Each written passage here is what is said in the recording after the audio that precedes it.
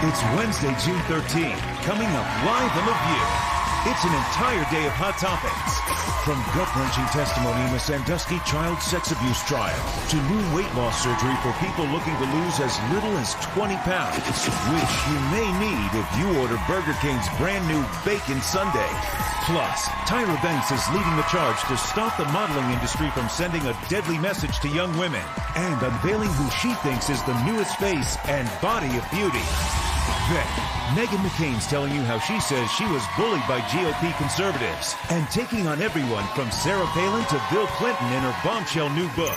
And two female armed forces veterans who claim they were brutally raped by superior officers are exposing how they say the military covers up unspeakable crimes against women. All that, hot topics and more, coming live on The View.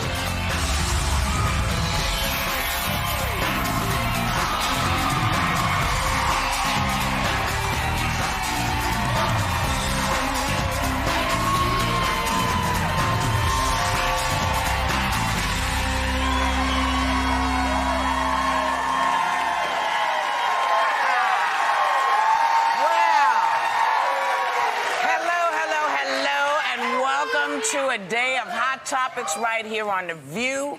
The hottest topic in fast food right now is Burger King unveiled its all-new bacon sundae. Yummy. Vanilla soft serve ice cream drizzled with fudge, caramel, bacon crumbles, and topped with a slab of bacon. It's not kosher, number one. It's not kosher. Not that I know from that, but it's not kosher. I'm just saying. I think the person... Wait, has the mayor seen this?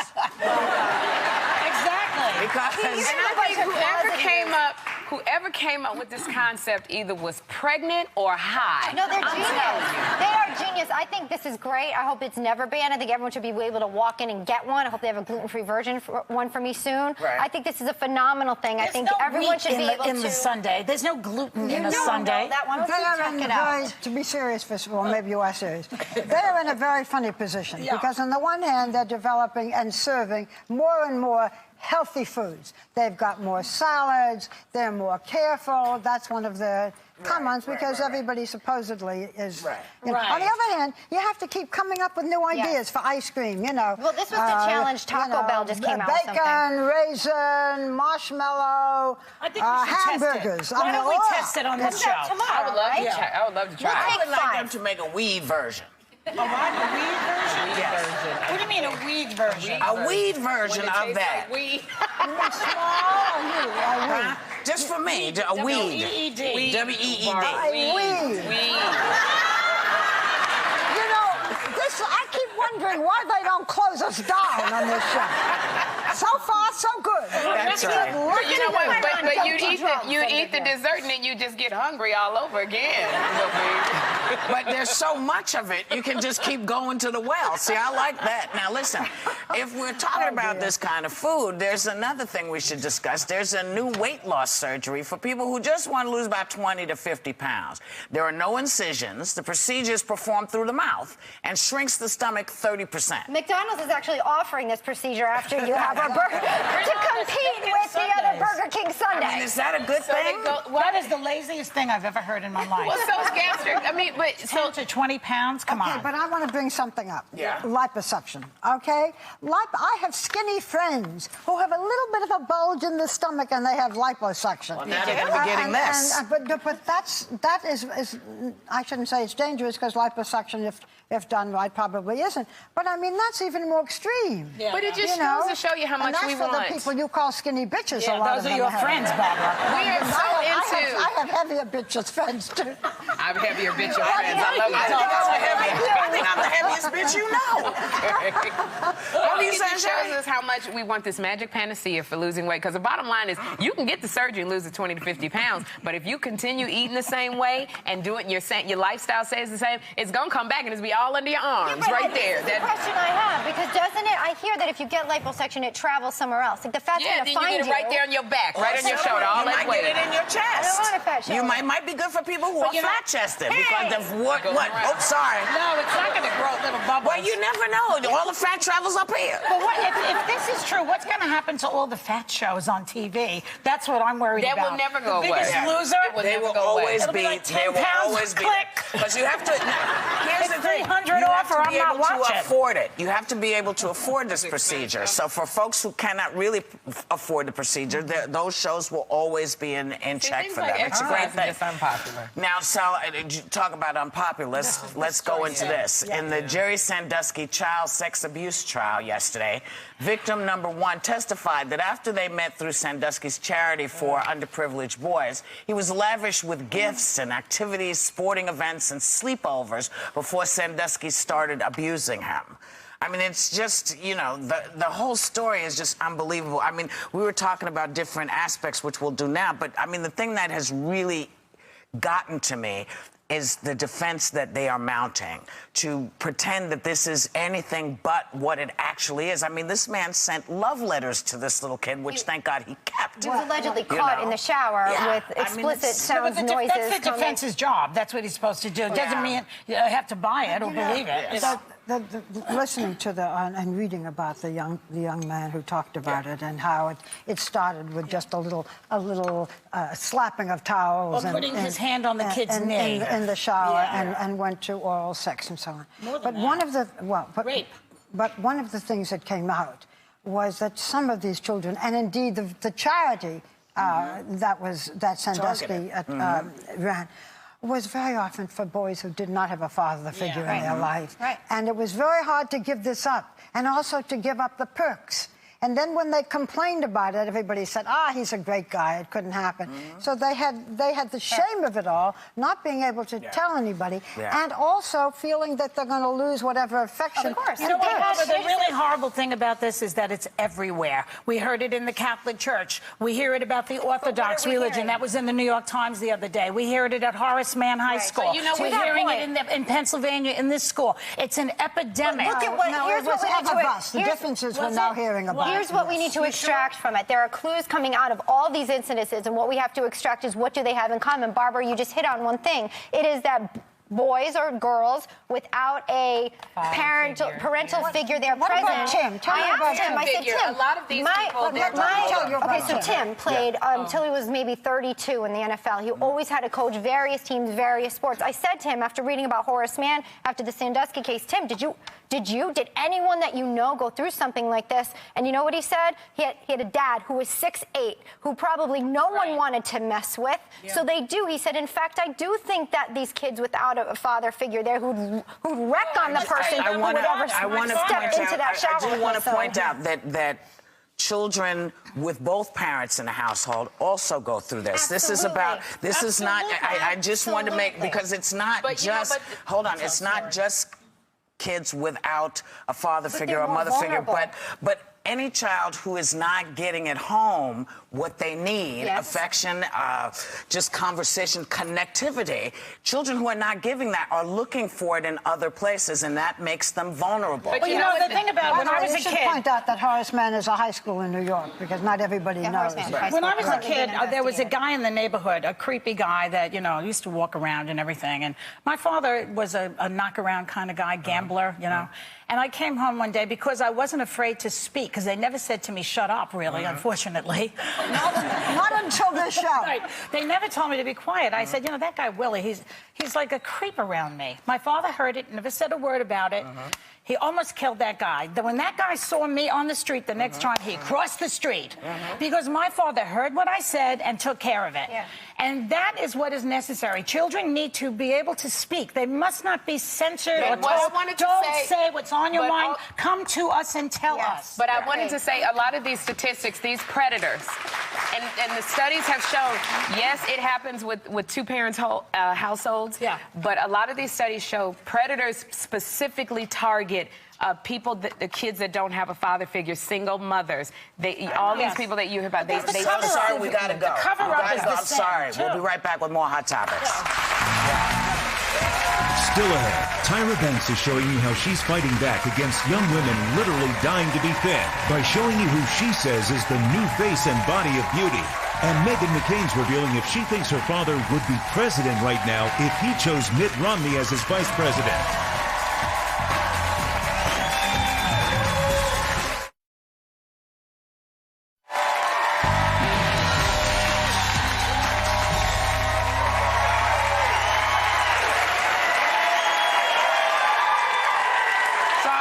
You notice that next week, I believe we're having Catherine Zeta-Jones on the show because she's in a brand new movie called Rock of Ages. And apparently, Sherry saw it and lost her mind. Yeah, I saw it too. She saw it too. You were sending emails through the night. I had to send emails to you guys. I went and saw Rock of Ages yesterday, and everybody was wonderful in the movie, but Tom Cruise took Rockstar to an entirely new level. I sat next to Sal the entire night going, please do what he is doing, right? I couldn't stop thinking about Tom Cruise all night long.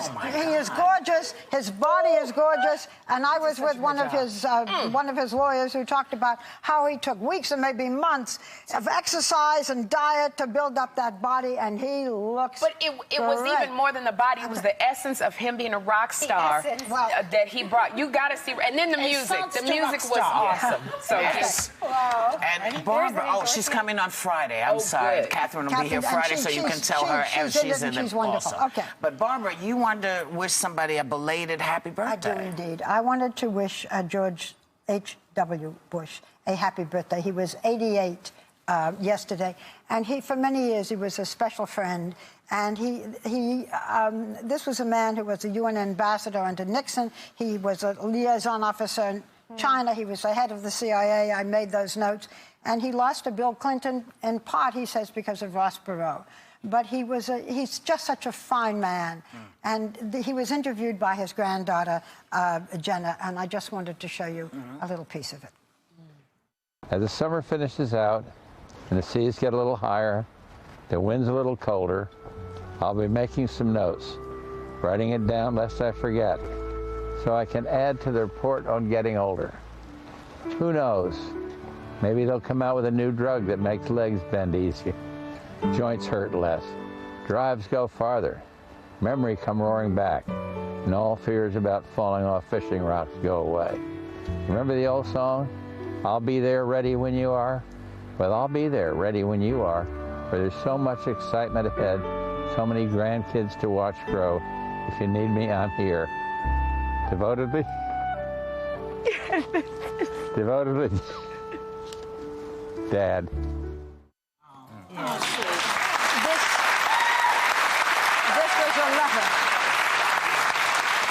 This was a letter that President Bush wrote to his grandchildren.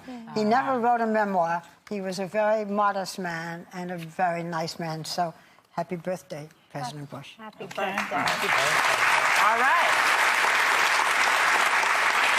Happy birthday. We'll be right back with Tyra Banks, but she's not your present. She's ours. We'll be right back. Still ahead, 2 female military veterans who claim they were raped by superior officers while serving their country are exposing how they say the military covers up brutal crimes against women.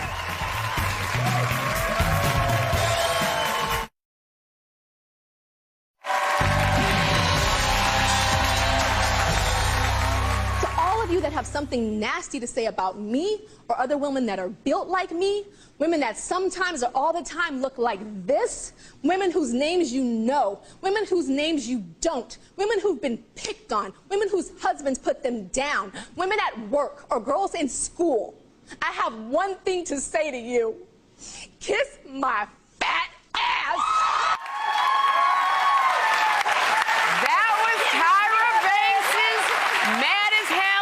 Take it anymore moment from her talk show where she waged war on magazines, sending women a deadly message about how thin equals beautiful. Now she's stepping up her fight by redefining the face and body of beauty with models who are fiercely real. Please welcome back Tyra Banks.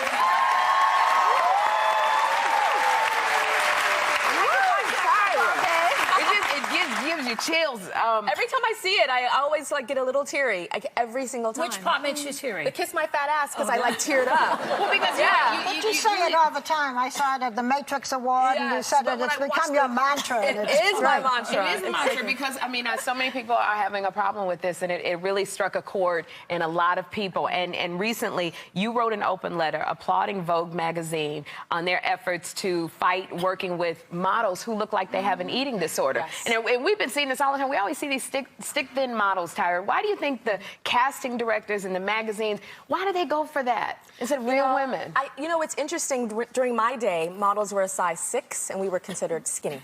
And then a skinny model, we would whisper like, "Ooh, girl, she's a 4. She's skinny. She eating." Now a model is a size 0, and I didn't even know what that was back in the day. I don't even know if that exists. Like a 0. No. And so, do you think they want us to disappear? I don't.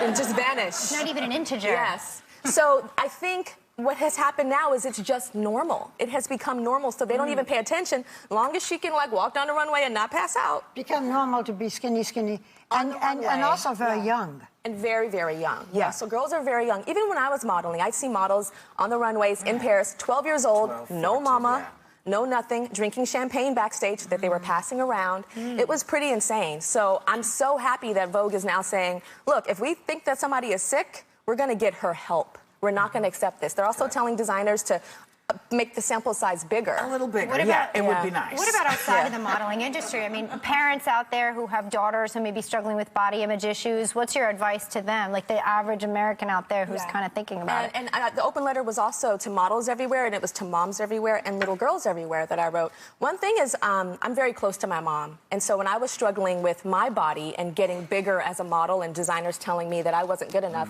I had her to look up to. What did she say to you? She said, Tyra, here's a list of the fashion shows that your agency is saying won't hire you anymore, and we're going to talk about this. And you know what we're going to talk about it over? And I was like, what? And she's like, some pizza. And so we talked about it and revised my career, and I became more of a girl next door, household name, cover girl, you know, Victoria's Secret, Sports Illustrated, because my mom helped me. We were talking earlier on Hot Topics about a new kind of procedure to help girls, not girls, anybody lose weight. You think that's scary?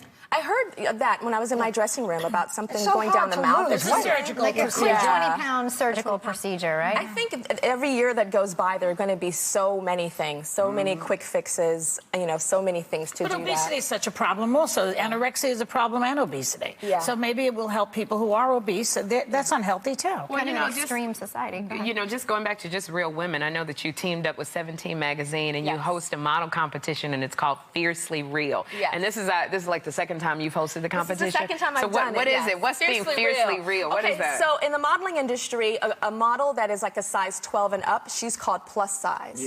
And I don't think that that's a sexy term, first of all. I think, you know, plus size, like what does that mean? Fiercely real, honey. Oh, fiercely real. Fiercely real. Like I'm real. It is real. And That's I'm the fierce. real size. Exactly. So I'm doing that phrase. We're actually lucky today because for this year, we have the winner in our audience. We want everyone to welcome 21-year-old Jacqueline from New York Stand up, City. girl. Stand up. Show everybody that you are fiercely real. I think the winner of Fiercely Real. Yes. Like your balls. Yes. Look at her fur. Sexy. This is a modeling contest. This is a modeling contest. Fiercely Real contest with 17 right here. magazine, and she won, and she's absolutely and you are real. Are you getting jobs? Tell us what's going on. Everything's been going so good since the magazine came out. I feel real good, and jobs and more opportunities have been coming my way. Is this something you always wanted to do? Always, since I was a little girl. Give us advice to other young women like yourself. What I have to say to them is go for it. Go for it. Embrace your curves. Love yourself. And to just do it. You could do it. Do you diet? Do I diet? Yeah. I eat healthy. And that's what's important. That's what's the main thing. Would you eat the sundae with the bacon on it? No, I don't think so. Oh, go ahead. I was just going to say, you know, there was a time when I was a little kid that women actually had curves, where having a behind was a really good thing, you know, and having today is still a good thing. It's the rest of it that's complained about. I don't know. I mean, you're right. Yeah, I the mean, bodies women go in and out of fashion. Yeah, and you had a large chest, and it wasn't any anything bad, and guys actually thought you were hot. And they still so do. we need to go back to that. We need to figure is remind always people. sexy to men. Though. Men want booty. I'm sorry. I think men want booty. Tyra, thank you for coming. Thank you so much for coming and just reminding us what is fiercely real. We want to thank Tyra Banks. We're going to be right back. Next, Meghan McCain's telling you if she thinks Mitt Romney can win in 2012 and how she takes on everyone from Sarah Palin to Bill Clinton in her bombshell new book.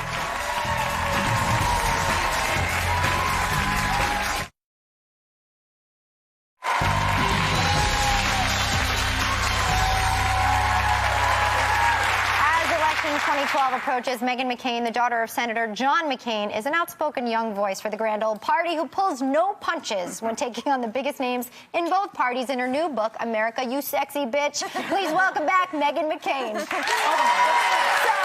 is funny. Joy loves the title. Number one, I hear that your father does not like the title. So where did you come up with it? And talk to us about what he said about it. He hated it. He had a little bit of a meltdown about it. He was like, I just can't believe you're putting a book out that has the word bitch in the title. And I was like, there's a very popular book called Sexy Bitch that came out, and it's like cool now, I promise. And he was like, it's vulgar. So he was not happy about it. He does know me. How did you, was that the genesis? In the book, we were taking a tour of the Capitol at the end. This is a road trip book. I go on a road trip with a comedian named Michael Ian Black, and someone was showing us a statue of Lady Freedom in the Capitol, and they said she faces east because the sun never sets on freedom. And I said, because America's one sexy bitch, look at her. And that was how we came up with the title, our little light bulbs. And, Were you going for a certain look on the cover, like a certain governor from Alaska look? No, everybody keeps saying that. We were just trying to look like a political couple, and I purposely wanted to make it that you didn't know which one of us was the candidate. Meghan, you talk about taking a moderate role in the Republican Party. And there's a lot of criticism. I mean, if you're not, conservative, then you're not really a Republican. And you've been attacked for this. Is there no... Bush was just attacked. Is there no room in the Republican Party now for moderates? I'm hoping that there's going to be a swing back happening right now and a shift just because we are getting so extreme. I don't think it's healthy for any party to have no differing of opinions and no compromise. And I think we're facing an extremely dangerous place right now, especially with a recent Zogby poll said that young voters are at an all-time low of interest in this election. It's scary for me, and I think partisan politics is directly the reason why. Do you think that Mitt Romney, who is the candidate, is striving for that very conservative vote? Is that what's happening? Yes, but I think he's smart enough to know he's going to need independents to win. No one can win the White House without independents. But they're going to use a lot of the things he said during the primaries against him, which were extremely right-wing and radical. Don't you agree? Oh, yeah. Everything you say can and will be held against you when you're in politics. So now this election is going. Who do you think should be his running mate? Mitt Romney. Chris Christie, Tony Soprano. I love him. And I want to know why you call the 2012 election. I hope that's not disrespectful. I say that all the time. He's probably like, stop calling me Tony Soprano. Yeah, you'll get it on Twitter. Why do you call the 2012 election a bleeping sequel to 2008? Oh, I called the primary. I called it a bad 80s sequel because I didn't think that the candidates in the primary, and I think it's obvious, garnered the same kind of momentum as in the last election. Sure. You know, one of the things that you talk about, and you heard Tyra Banks, when people were criticizing you, or opposition people, they criticized your look. They criticized, Republicans criticized it. They criticized your body. They criticized. It was a personal attack on the way you looked.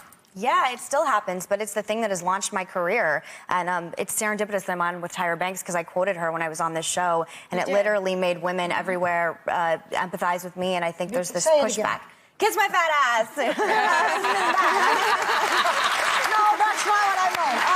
I meant the fact that you were saying, you know, I'm not skinny, but I'm okay. That was the message you were giving. They always go for your looks when you're a woman and they don't like your opinions. I was on the radio. They used to say you're an ugly bitch, and I'd say you don't even know what I look like. I'm on the radio. On the road with your book, Meghan. Oh, go ahead, Whoops. I was just going to say, because near and dear to my heart, in the book you talk about weed. Yes, I do. And favorite subject.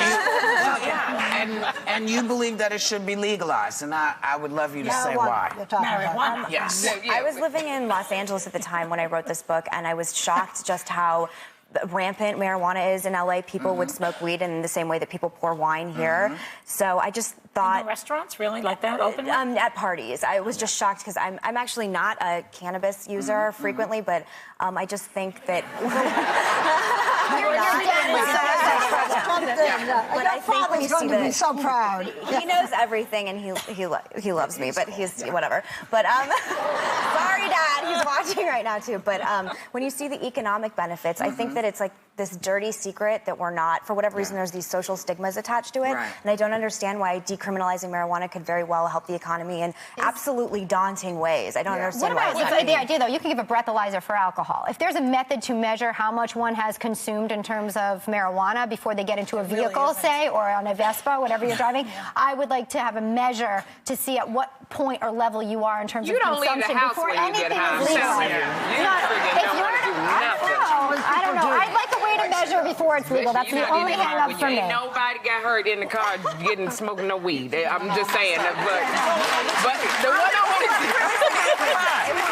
Megan, I wanted to... Because we talked about this in Hot Topics when President Obama came out and said he was for gay marriage. And this was one of the subjects we talked about. Bristol Palin, we talked about your comment about that. And my comment was, you know, what do you expect him to do? He came out and said he supported it, and you said it wasn't enough. You said you want to put a damper on it. What do you think President Obama should do? I think he should start backing some kind of legislation of some kind. And I think if a Republican president had come out and said, I think that my gay friends should get married and I'm for gay marriage, but they didn't pack legislation. He did, by the way. He did about the Federal Marriage Act. Yeah. He did do legislation. Got rid of that. But gay marriage is not being passed in this country right now. He can say whatever he wants, but the opinion isn't being changed. And my point was that culturally, as a Republican, and Elizabeth backed me up here, talking about love is not going to change Republicans' opinion. I know my people. We need to start talking. He's still leaving it to the states to handle it, and that's a slow process for it to be. Do you think Romney will make it a federal law if he becomes president, that gay marriage is legal in the country? No, I don't, but I don't think the president will as well. I think the LGBT... I just think that LGBT rights in this country, unfortunately, have a very long road still ahead of them. But he did change the federal law. It's not enough, in my opinion. I love you, so you know your people, huh? I just think we need to talk about the Constitution. We need to talk about the Constitution and what it really means to be an American and having freedom and equality for all Americans. We want to thank Meghan McCain for coming by. Hey, guess what? Members of our audience today are going home with a copy of America, You Sexy Bitch. We'll be right back. Next, two female military veterans who claim they were brutally raped by superior officers are exposing how they say the military is waging an invisible war on women that covers up unspeakable crimes.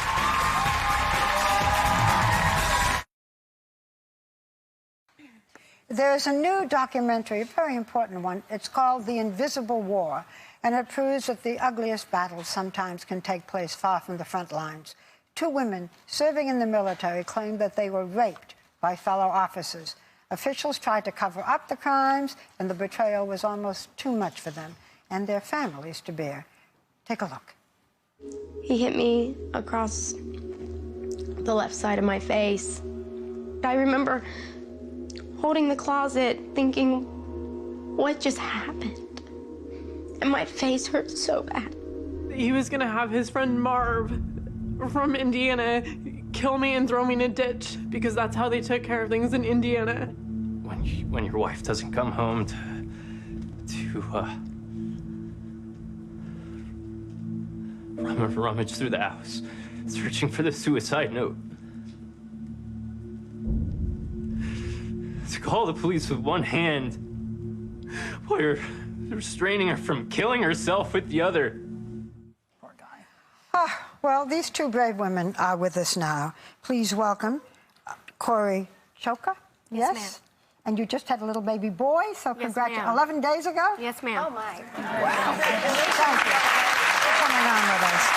And Ariana Clay, and that was your husband we just saw, yes? So we'll start first with you, and then we'll have a little more time, and we'll talk to you, Ariana. So you were in the Coast Guard, and this started, you were in the Coast Guard for what, like 2 years? Yes, ma'am. Okay. And you were raped by a supervising officer. Yes, ma'am. Tell us what happened and what you were able to do about it. I wasn't able to do much, unfortunately, but when I first arrived, I was the only female in my section amongst eight other men, and this man was very demeaning, very powerful. He even It's still hard to intimidated. talk about it, isn't yes, it? ma'am. He even intimidated the men, actually, and he began asking me out. And when I refused his advances, it escalated from there. And when he started to grab me and touch me and knew that he could get away with certain things, that's when it kept escalating, and it And he ended. raped you. Yes, ma'am. But you say that he raped you not because you were pretty or because, you know, why did he rape you? Why do you think? It was definitely for power. It was to make me, it was to degrade me. You said that he hated you. Yes, ma'am. He spit on me quite many times. Rapes are often about power. I know this is so difficult, but after the rape, what happened when you reported it? Nothing happened when I reported it. He was, they needed him as an instructor for the Sci Symposium. So they let it go by. I served him coffee. I kept radio comms with my rapist. And You had contact with him throughout. Yes, after. ma'am. Yes, Was ma'am. there retaliation? Yes, from his friends. Yes, ma'am. What happened? What kind of retaliation? I would get extra duty. They would make me shovel the snow by myself on boat ramps, and they would blow smoke in my face and cuss at me. In the civilian world, someone reports a rape or some sort of assault to the police, and then the courts are set to handle it. What is the process in the military for this? Like, what now is the process, or what then was the process? I'm afraid the only process is to eject the victim and keep the perpetrator. That's what happens? They're not punished? No, ma'am. In many cases, they are not punished. And in what happened to me, he was court-martialed, but he got 30 days restriction. He admitted to hitting me, but he said the rape was consensual. So I gotta ask you, because this can't be easy for either one of you, and you've made this brilliant documentary. I mean, what made you decide that now was the time it's time to do this? Let's get this information out there. Well, I sat quiet for 7 years because the military, they definitely put you down to where you don't want to stand back up. You don't want to speak anymore. You don't want to fight for yourself. And when I met Kirby Dick and Miss Amy Ziering, I didn't know what to expect.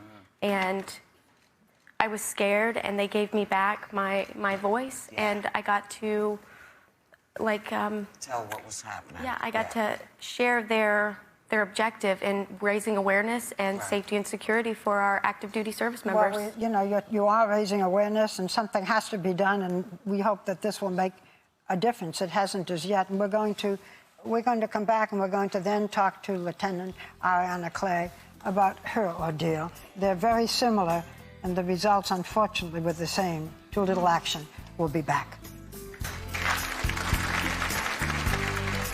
Next, a female Iraq war vet who served in a unit that protects the president is revealing how she says military officials tried to blame her for getting raped.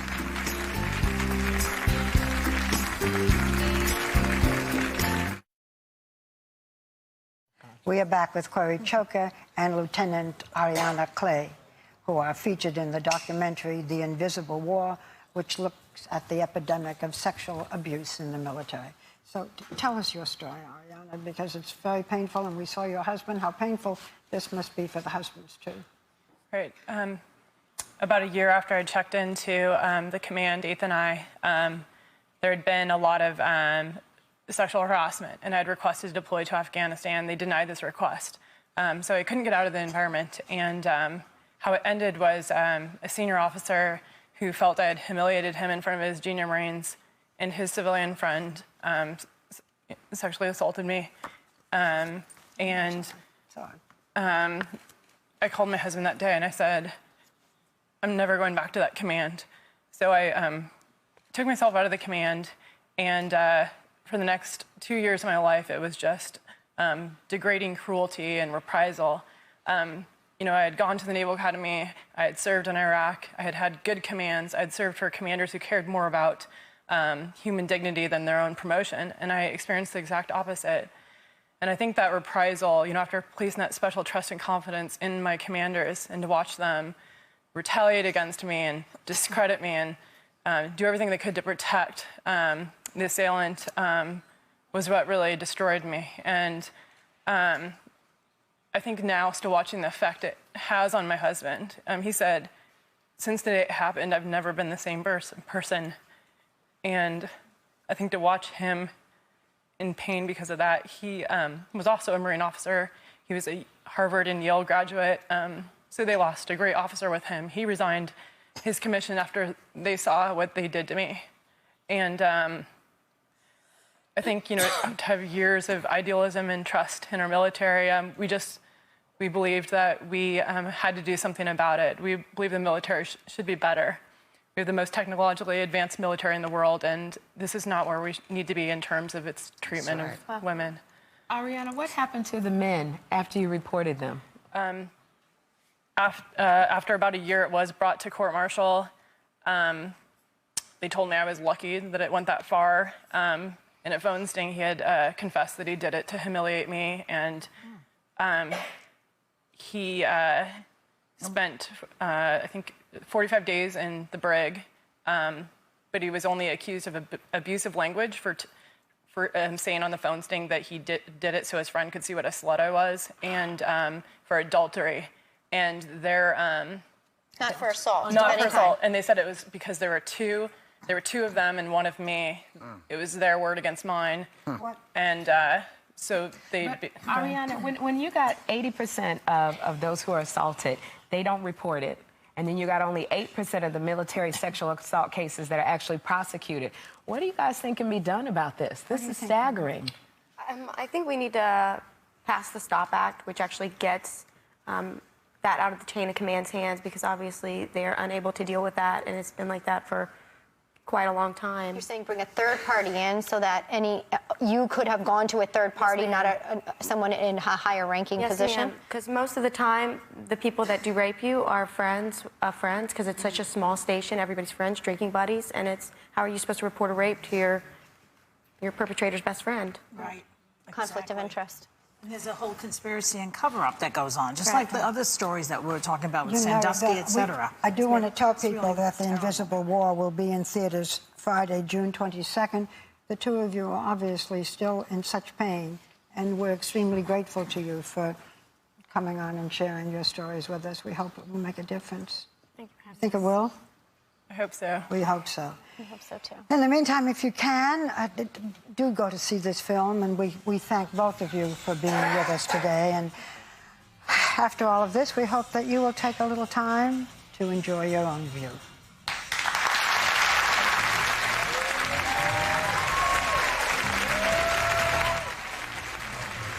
Actor Josh Duhamel returns to daytime to join the Chew crew in the kitchen today on ABC's The Chew.